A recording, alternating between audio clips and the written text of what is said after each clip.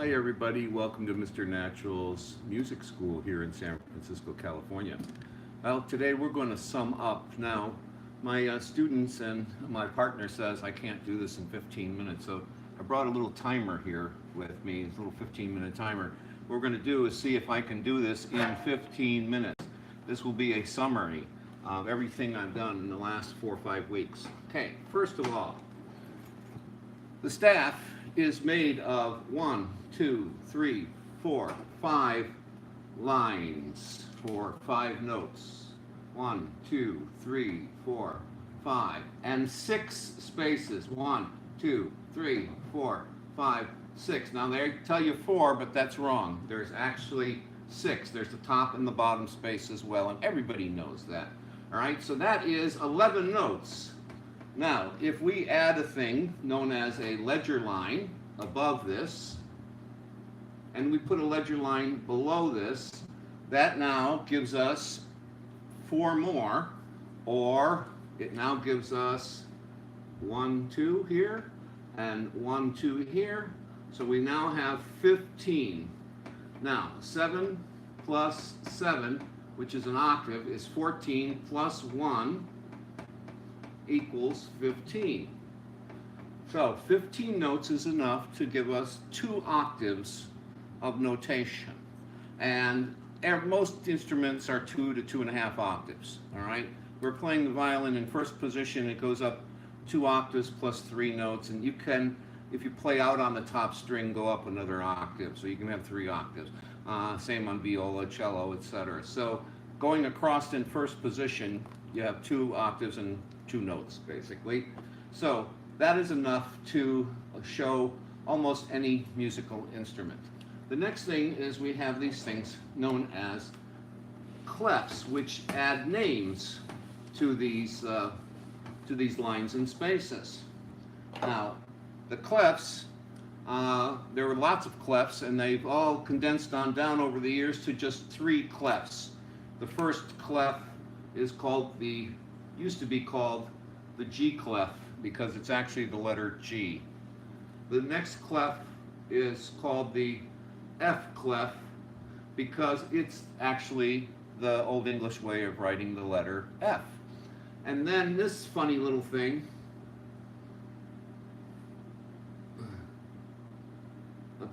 some people put the dots back here.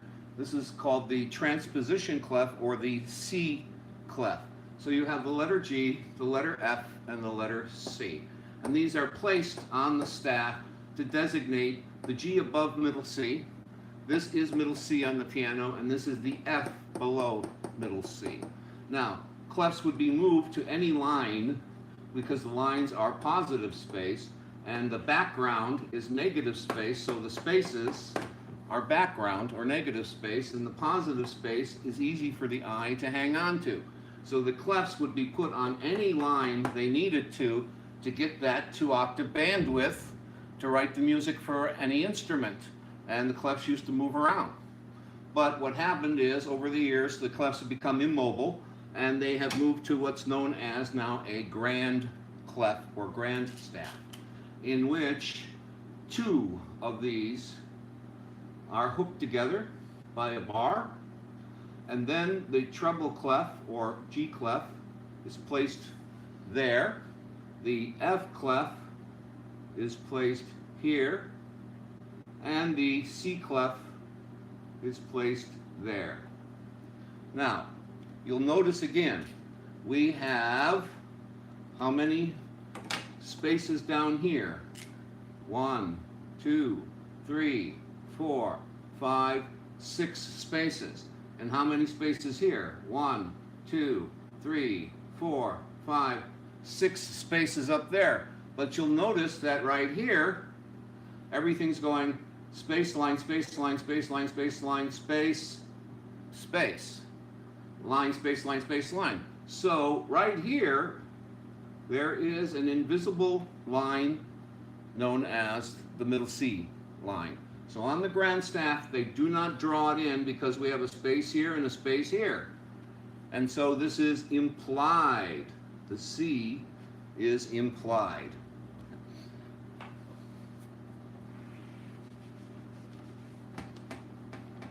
Now, because these things have names, most people will learn two poems or two mnemonic systems for memorizing these up here. Every good boy deserves fudge, and FACE, and then down here they have other ones with all cows eat grass, blah blah blah, etc. I have one for all of it. Okay, up here, grizzly bears dirty FACE. Grizzly bears dirty face. Now let me show you how well this works. If we take the grand staff here and we start here on the bottom line, this is where G is. Grizzly bears dirty. See, there's the F, A. Then we have the invisible line between the two,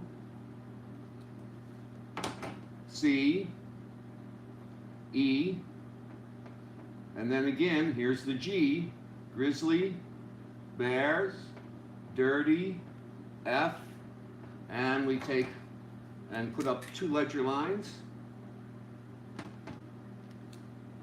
F, A, C, add a third ledger line, and we can go through the whole thing all the way up to E.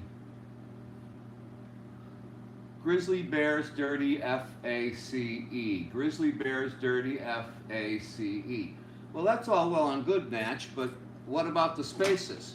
Well, guess what? Same for the spaces. We just start, instead of in grizzly bears, let's start over here with just below G, the letter that comes before is F, correct? So let's go F, A, C, E, grizzly, bears, dirty, F, A, C, E, grizzly, bears, dirty, F. And as you can see, all the spaces use exactly the same thing, just starting where the F is at. So now, with this thing, grizzly bear's dirty face, we're able to find the names for all the lines and all the spaces. And the nice thing about grizzly bear's dirty face is the F lines up with the F here, so you could start this here and go up and down. The G lines up with the G clef here, so you can go up or down. And learning to do this backwards, E, C, A, F, D, B, G, is really important for being able to come down the clef, down the staff. Another thing about this is, it is the names that will happen for all of the chords. If I want to do a C chord, it's going to be C, E, and then back here, G. Now we might add some sharps or flats here, but the name will never change. The name will always be a G, a B, a D, an F, an A, a C, an E, and always in that order. If I want a 4-note chord, I simply go one more to B, C, E, G, B, and there is our first chord, C, E, G, B. There's our first 7th chord, a C major 7 chord, spelled by using this pattern. I can spell any chord I want by using that pattern.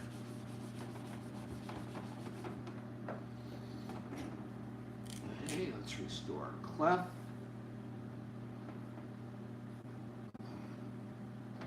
All right, if I want to spell a G chord, it's going to be G, B, D, and if I want to make it a 7th chord, I'm going to add the F. All right? The names will always be, we might add sharps or flats or accidentals on this, but the name will always be that name in those orders. If I want to write starting on a space, and I want to write an F chord, it's going to be F, A, C, and if I want it to be some kind of a 7th chord, I'm going to wind up adding an E to it. All right? Now again, we might put accidentals here, but the names will not change. In numbers, as intervals, 1, 2, 3, 4, 5, 6, 7, we call them integer because there's no decimal point. It's always the number 1, the number 3, the number 5, the number 2, the number 4, the number 6, etc. And here, same. G, B, D, F, A, C, grizzly bear's dirty face. It's the one thing you need to spell all the chords. It's the one thing you need to learn to name all of the staffs. And it doesn't matter if we move the clefs into new places. If you use this and just start with a G, wherever this might go, or start with the F for face, wherever this might go, everything will land perfectly. Okay? The next thing is we have these things known as accidentals, which are added in sharps and flats, and they create what is known as a key signature. These clefs only occur on lines, positive space. They cannot be put on negative space because your eye falls through to the background. So there's no way of anchoring these things reliably on the space. They're reliably anchored on the positive space or the lines. So if we want to move do, or the number 1, to some other place, we have to use this thing called the key signature. And this key signature is a series of sharps and flats which have a very precise pattern. And they themselves can be moved around into different places aesthetically, however you want, but the names are always going to wind up coming out in the same order. So what happens if we start with the key of C, and we go up C, D, E, F, G, A, B, C, come back up here to C again, and we have our alphabet in there. What happens is there are no sharps or flats in that key signature. And again, we can come on down to C here, and there are no sharps or flats. So when you see a grand staff or you see a clef and there are no sharps or flats here, it is assumed it's in the key of C. And this invisible line in between, this invisible line over the bass clef, or this invisible line below the treble clef, is where C is at. Okay? Now, what happened is, the first thing we did is moved up to 5 notes to the letter G. And when we go and add in G to G, what happens is right here on that line, it falls short. The interval there winds up being too big, and it has to be closer to the G. So what they had to do in order to modify this was to add the first accidental, which was an F sharp. And they placed it right there. So you have your F sharp and then G. So now you got G, A, B, C, D, E, F sharp, G, and that spells the G scale. So if you see one sharp, an F sharp, you just go from that line up to the next space, and that'll tell you what the key is, and it is the key of G. Now if I go from the key of G up another fifth, so we go from here up 5 notes to here, and we're going to go all the way on up now, all the way on up to there. What's going to happen is we're going to be creating a thing in which the F sharp will still be on that line as it was from the last movement up, but this new movement up to D is going to add at the 7th step again another sharp, and this is C. So we put a sharp up here on C and make that C sharp. So now the key of D has 2 sharps, an F sharp and a C sharp. Now, when they put this stuff on the staff, the problem is we can't go way up there into the ledger lines. So what they did is, going up 5, if I go from C up to the letter G, I'm going up 5.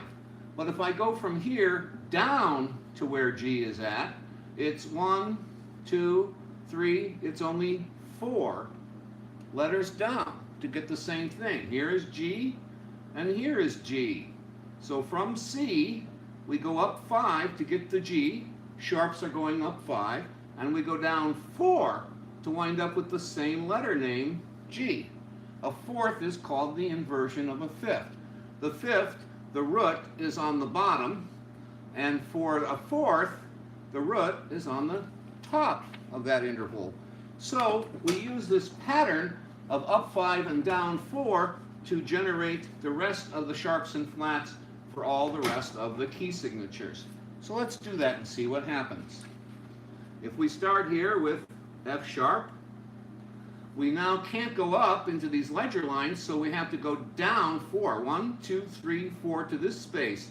And that space right there is C sharp again. Now the next thing, going from D, we're going to go from D up a fifth to A. And if we do that, we go up here to 1, 2, 3, 4, up a 5, and add in our new sharp. There it is, G sharp. And still, no ledger lines are being used, correct? Now, we go from A, we're going to go up to the key of E. Well, in order to do that, I have to put something way up here, so can't do that. So instead of going up 5, we dip down 4. 1, 2, 3, 4. Right here to this line. That line is a D sharp. Now, the next key, we're going from E up to B, and the problem is, again, the ledger lines up here would be where we'd have to put it. Can't do that, so again, we drop down 4 notes. 1, 2, 3, 4, right here to A. And now we have an A sharp.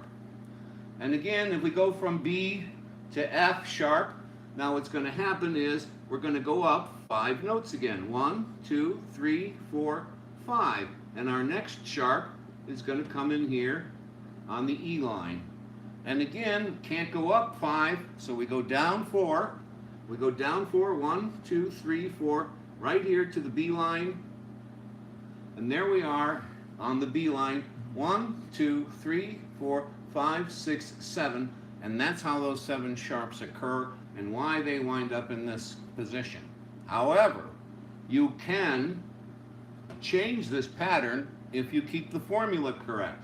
I could have started my F sharp here, gone up to the C sharp here, gone up to the G sharp there, then come down 4 to my D sharp, and then I could have come down 4 to my A sharp, and I could have come down 4 to my E sharp, and then go up 5 to my B sharp, and now I have what looks like a sine wave here, and it is exactly the same names as here, and that is good. You'll see that people like Bela Bartok did that, okay? So, flats. Flats go down. If we start with C and go down 5 notes, we wind up on F. And if we were to start with C and go up to F, it's down 5 and up 4. So, let's use that pattern now to see how we can distribute the flats. So we start with writing out the F scale starting from here and going all the way up to here. And what we discover is 1, 2, 3, right here on the 4th note, that this note winds up being too skinny and it needs to be stretched out in order to be in tune. So what we have to do is add a flat here to lower that B down to a B flat to make this a major tonality. So what's happened is the B flat is put in that spot. Now let's use the formula and see where we go. We're going down 5 or up 4, so flats are down. So if I go down 5, I'd wind up down here on E flat. And that's perfectly legal, but that's not what they do in printed music. What they prefer to do is to go up 4. So 1, 2, 3, 4, and that first extra flat that's put in is the E flat. Then we go down 5, 1, 2, 3, 4, 5 to A flat. And then again we go up 4, 1, 2, 3, 4 to the D flat. We come down 5, 1, 2, 3, 4, 5. Now we're on G flat. And again we go up 4, 1, 2, 3, 4, and down 5. 1, 2, 3, 4, 5, and here we are, 2, 3, 4, and here we are right back where we started. Oh, I'm sorry.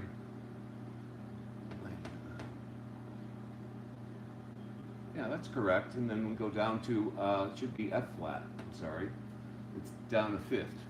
All right, so up 4, down 5, up 4, down 5, up 4, down 5, and we have 1, 2, 3, 4, 5, 6, and there are the 7 flats. Now, the thing to know about the sharps and the flats is the name of the key signature. The flat is always the 4th step of the scale, and the sharp is always the 7th step of the scale, the one furthest to the right. So if I take this B flat and count 1, 2, 3, 4, this would be the key of F. If I take this F sharp and count up 1 space, because it's the number 7, we wind up with the key of G. And so it doesn't matter how many sharps or flats we have up here, we always take the last flat, count down 4, and whatever line or space that falls on, that would be the name of the key. And we take here the last sharp, which is always the number 7, and we move to the next line or next space, and that will give us the the name of that key signature. So that's it. I've just given you in summary in a little bit more than 15 minutes here. See, we ran out just about 2 minutes ago. So I can do this in 15 to 20 minutes, all right? So I hope for those of you who just want the shorthand version of this, we've just laid it out for you, and I hope that helps, okay? So until next week, we'll see you. Next week we're going to actually start on doing this by intervals, no sharps, no flats, no clefs. And I'll show you a way of reading music by interval or by number on the staff. Until then, have a good one. Night-night, everyone.